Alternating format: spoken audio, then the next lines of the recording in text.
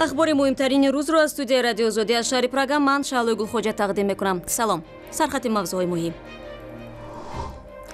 مشاور وزیر دفاع تاجیکستان ظریف شریفزاده که دیروز به هلاکت رسید در آرامگاه سری آسیای شهر دوشنبه به خاک سپرده شد. ساکنان کوچه رحمان نبیو در خوجند میگویند خانه‌هایشان را تخریب کردند ولی از بنیاد شهرک چینی هنوز درکی نیست. از تشخیص دولتی نگذرد اجازه سامان دادن نمیتوانیم. و بانک جهانی برای پژوهش حرکت پیریخ‌های تاجیکستان 13 میلیون دلار تخصیص داد. نیاز داریم که در طول 5-10 سال اخیر هم اویدی به حساب گیریم و هم اویدی در کدام حالت قرار داشتن پیریخ‌های تاجیکستان رو بررسی کنیم. و اکنون تفصیل خبرگزاری شد. ظریف شریفزاده مشاور وزیر دفاع تاجیکستان بعد از ظهر 19 ینور در آرامگاه سری آسیا به خاک سپرده شد. گنرال تاجیک شام 18 ینور در یک صدمه اتومبیلی در دوشنبه به هلاکت رسید. او 46 سال داشت و تا ماه سپتامبر سال 2015 به حیث معاون اولی وزیر مدافع کار میکرد. بعد از کوشش تبادلات دولتی معاون دیگری وزیر دفاع عبدالحلیم نظرزاده در قطار دیگر معاونان از جمله شریفزاده نیز از وظیفه‌اش برکنار گردید. بعد او مشاور وزیر دفاع تعیین شد. قضیه مرگ این نظامی بلند رتبه را مقامات کارهای داخلی و دفاع تحقیق میکنند. مقامات تاجیکستان میگویند سال گذشته میزان مهاجرت کاری تاجیکان به روسیه کم اما به کشورهای دیگر تا حد افزایش یافته است. سومنگل تقایزاده وزیر مهنت، مهاجرت و شغل اهالی تاجیکستان روز 19 ینور ضمن نشست خبری گفت که آنها بازارهای نوی صادراتی نیروی کاری را جستجو دارند. تفصیلات بیشتر از برادی صوفی.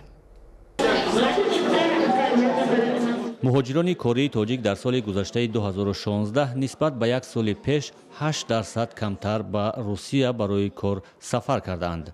سومنگل تقایزاده وزیر مهنت، مهاجرت و شغل اهالی تاجیکستان با پخش این خبر افزود در همین حال توجه مهاجران مهنتی تاجیک به قزاقستان بیشتر شده است. رفت مهاجرت مهنتی به خارجه نسبت به سال 2015 6% کم شده است و گفتن لازم است که رفت شهروندان ما برای مهاجرت مهنتی به قزاقستان 13% زیاد گردید نسبت به سال 2015. مقامات وزارت مهنت، مهاجرت و شغل اهالی سبب کاهش یافتن مهاجرت مهنتی به روسیه را مشکل تهیه اسناد بدوباش و بحران اقتصادی عنوان کردند.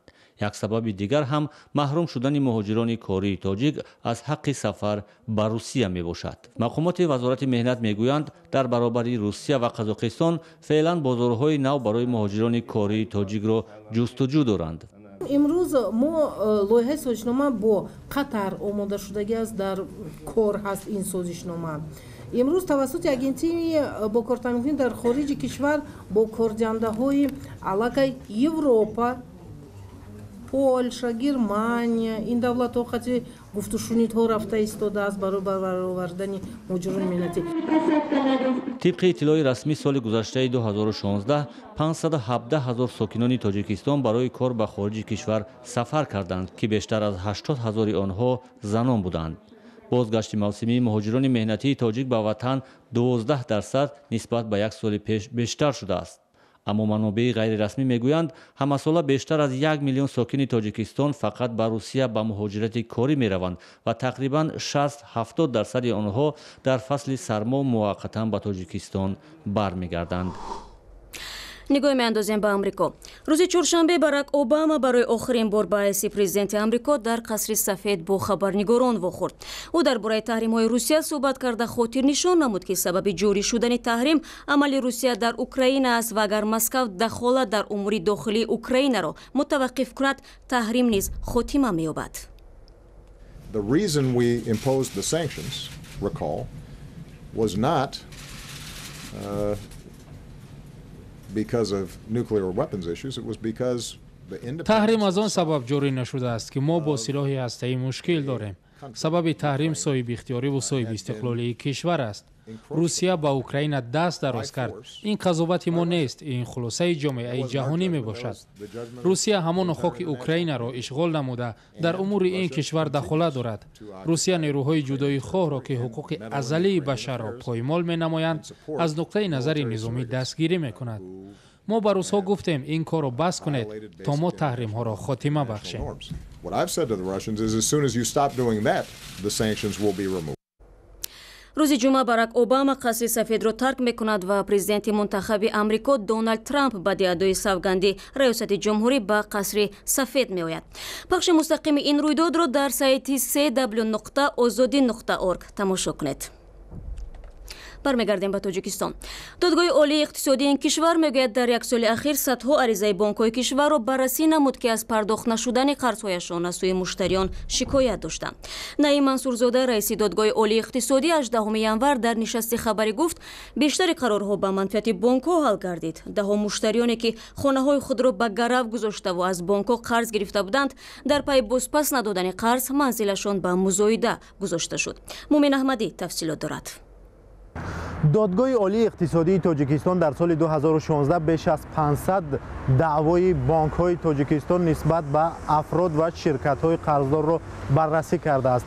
дар пайи баррасии даъвои бонкҳои Тоҷикистон додгоҳи олии Тоҷикистон тавонистааст беш аз 2 миллиард сомонии бонкҳоро аз афроди қарздор ки дар баргардонидани қарзҳо мушкилӣ доштанд дубора ба бонкҳо баргардонад.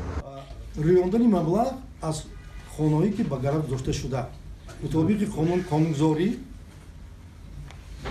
бонкҳо ба суд муроҷиат менамояд, суд қарор қабул мекунад, нархи хонаро муайян менамояд ва баъд аз он суҷроҷиҳо дар музоида хонаҳоро мефурӯшанд.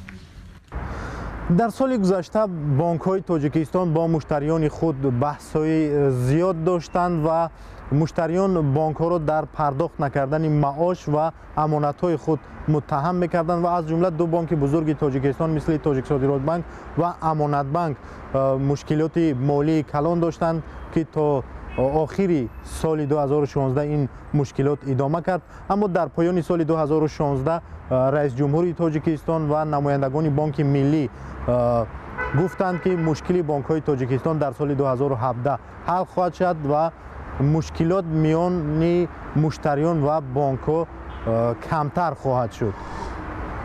барномаро идома медиҳем. бунёди шаҳраки Чайнатаун дар шаҳри Хуҷанд ки бояд сохтмонаш то 3 соли баъд пурра анҷом меёфт ҳанӯз шурӯъ нашудааст.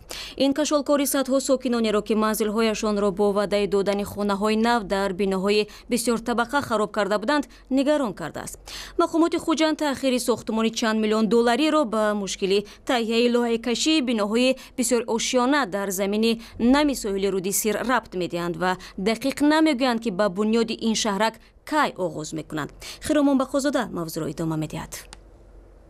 ин замине ки девор шудааст маконест ки оилаи Ҳошимовҳо тез-тез хабар мегиранд. то соли 2015 ин зану шавҳар бо 8 аъзои дигари оилаашон дар инҷо манзили обод доштанд. то 9 моҳа мане моҳи мард ба сар мекуним уфтагӣ мане то моҳи мард мане ҳеҷ гапу калоча не ҳичи не ҳама ҷо вай мане ми аҳвол батар шуда хорафтаст. мақомотҳои ва беш аз 30 сокини дигари хиёбони Раҳмон Набиеви шаҳри Хуҷандро тобистони соли 2015 ба хотири холӣ кардани ҷои бунёди шаҳраки Чайнатаун ки бояд сармоягузорони чинӣ месохтанд кӯчониданд.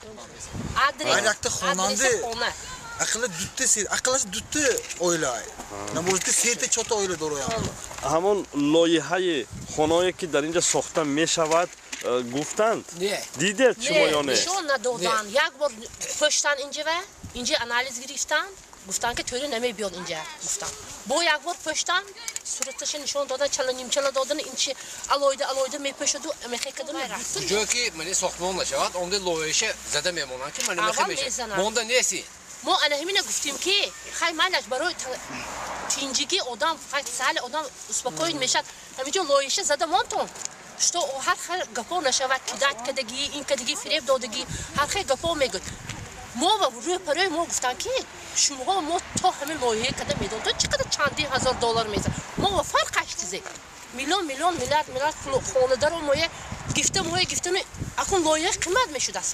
тибқи қарордод дар ин замине ки оҳиста оҳиста ба партобгоҳ табдил меёбад бояд 15 бинои бисёртабақа барои 1200 оила, мактаби чаҳорошёна ва дигар иншооти иҷтимоӣ сохта мешуд. дар хонаи иҷора гифтиги иҷора зиндагӣ гаштем. پول اجاره میتین ها اهل اویله هم کلیم بچه ها 10 کس زندگی میکنیم شرایط هم وضع بین در یک خونه زندگی ها در یک خونه ها مقامات شهر خوجند تأخیر در ساختمان چایناتاون را به دیر ترتیب دادن لایحه ربط می‌دهند. تا لایحه تیار نشود از تشخیص دولتی نگذرد اجازه ساختمان داده نمیتوانیم. رئیس شهر خوجند اشاره کرد که قرارداد با سرمایه‌داران پابرجاست و مشکلی پیش آمده رفع می شود. با ساکنان قرارداد امضا شده است که حقوق آنها را حفظ می کند. در حالی که رئیس شهر درباره رعایت حق ساکنان گپ میزد، آنها را ناروشنی در سنه آغاز کارهای ساختمانی نگران کرده است. زندگی حاضر قریب 9 ماه موندگی همین وعده دادگاهشون به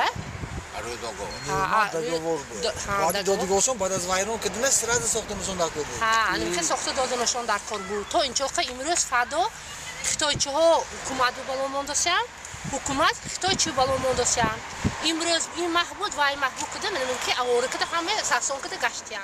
لایحه چند میلیون دلاری چایناتاون نخستین سرمایه‌گذاری بخش خصوصی چین با ساختمان بیناهای استقامتی در ولایت سوغد است که باید سال 2020 پرره ساختمان آن انجام یابد.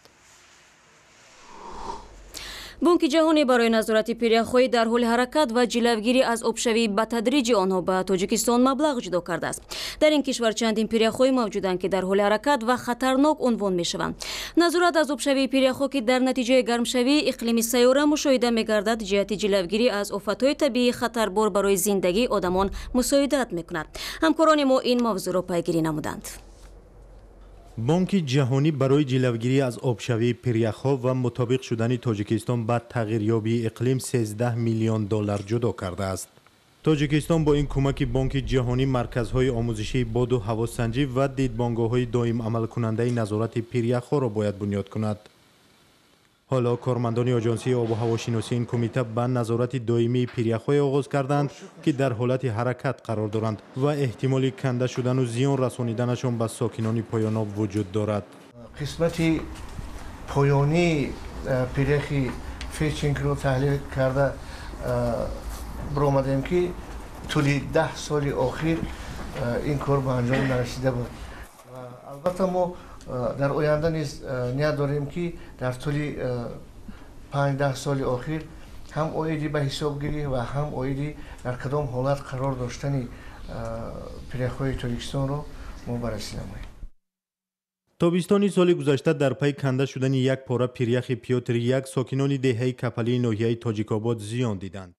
کمیته حفظ محیط زیستی تاجیکستان میگوید با بنیاد دیدبانگاه‌های نظارتی و مرکزهای آموزشی در نزدیکی پیریخ‌ها حرکت هر ساعته آنها زیر نظارت گرفته شده، خوف آنها قبل از به وجود آوردن آفت طبیعی پیشگویی کرده می شود. حالت من این روزا ما مشاهده‌های دائمی رو برده ایستادیم که هر یک موسم و البته از این پیریخ‌هایی که رو به جنبش آورده‌اند ما معلومات داشته باشیم و سری وقت خوجگویی که در همون موقع و در همون پایان همین پیریخ جاگیر شدن ما آگاهی دهیم و خبردار نماییم اوید این یا اون حالتی همین پیریخ‌های باشد. تا 50 سال پیش در تاجیکستان 14,000 پیریخ خرد و بزرگ به قید گرفته شده بود.